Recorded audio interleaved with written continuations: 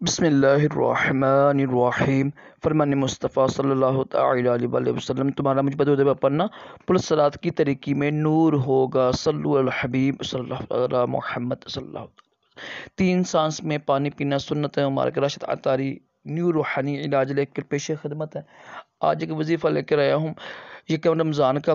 آج انشاءاللہ کل منگل ہے، یقین ہے کہ کل روزہ ہو جائے گا پہلا نا پاکستان میں۔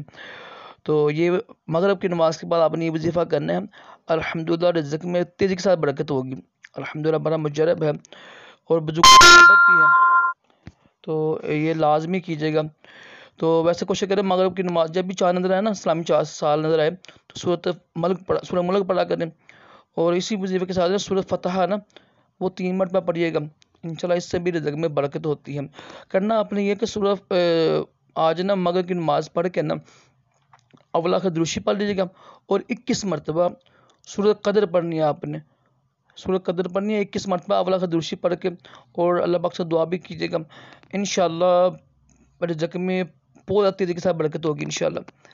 تو لازمی کیجیے گا، اللہ پاک سے دعا بھی کریں، اور جو ہے نا رزق کے جو اسباب ہوتے ہیں نا وہ ہے صلہ رحمی، جو ہمارے رشتہ دار ہوتے ہیں نا پھپھو خالہ وغیرہ جو رشتہ دار ہوتے ہیں ان سے نا یعنی صلہ رحمی کیا کریں، ان سے اچھا سلوک کیا کریں، اس سے بھی رزق میں برکت ہوتی ہے۔ والدین کے لیے دعا کیا کریں، اس سے بھی رزق میں برکت ہوتی ہے، ٹھیک ہے۔ اللہ پاک کی راہ میں دیا کریں، اس سے بھی رزق میں برکت ہوتی ہے۔ جو لوگ بھوکے ہیں ان کو کھانا کھلایا کریں، ٹھیک ہے، شرین بانٹا کریں، اللہ پاک کی راہ میں دینے سے بھی رزق میں برکت ہوتی ہے۔